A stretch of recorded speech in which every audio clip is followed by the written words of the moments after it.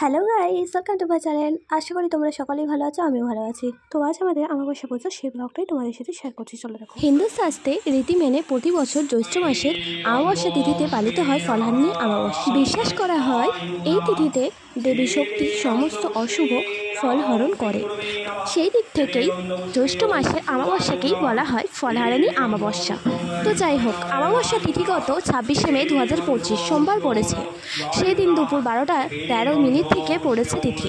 অমাবস্যা তিথির অবসান হবে 27শে মে 2025। সেই দিন মঙ্গলবার সকাল 8টা 32 এই অমাবস্যা তিথি শেষ হয়ে যাচ্ছে। আবার এটাও শোনাচ্ছি, এই দিন যদি নিজের কোনো ইচ্ছা বা ভয়েস ওভার দিতে দিতে বৃষ্টি হচ্ছিল, তো তাই জন্য এত জোরে বিদ্যুৎ চমকাচ্ছে যে আমি ভয়েস ওভার অফ করে দিই।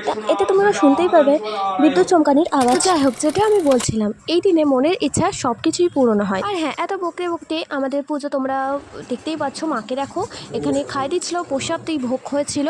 আর হ্যাঁ, এই দিনে মনের ইচ্ছা পূরণ হওয়ার জন্য নাকি তোমার যেই পছন্দ মৌসুমি ফল দিয়ে মায়ের কাছে অঞ্জলি সহকারে পুজো দিলে সেই ফলটা বাড়িতে রেখে দিয়ে পচে গেলে জলে ভাসিয়ে দিয়ে এই ফলটা 1 বছর আগে পর্যন্ত খাওয়া যাবে না।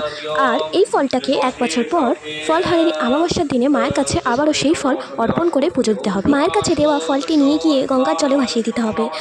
আবার যতদিন না নিজের মনস্কামনা পূরণ হচ্ছে ততদিন পর্যন্ত এই ফলটি খাওয়া যাবে না। আরে দাঁড়া কোথায় যাচ্ছ? আমি অনেক বকেছি, আমি জানি। তো আমার ভিডিওটা যারা প্রথম থেকে দেখছো লাস্ট পজিশনে, তো তাদেরকে অসংখ্য ধন্যবাদ। আর আমার ভিডিওটা যারা নতুন দেখছো তারা আমার ভিডিওটা দেখে আমার লাইক করো আর আমার চ্যানেল সাবস্ক্রাইব করো। তো যাই হোক, পুজো কমপ্লিট হয়ে গেছে, হোম আরতি সব কিছুই তোমাদের সাথে আমি শেয়ার করলাম। আর এখানে আমাদের তারা মায়ের ছবি তোমাদেরকে লাস্ট পজিশনে দেখিয়ে দিলাম। এই যে আমাদের ভোগ প্রসাদ রান্না হয়েছে দেখিয়ে দিলাম তোমাদের সাথে। তো টাটা, নেক্সট ব্লগে দেখা হচ্ছে।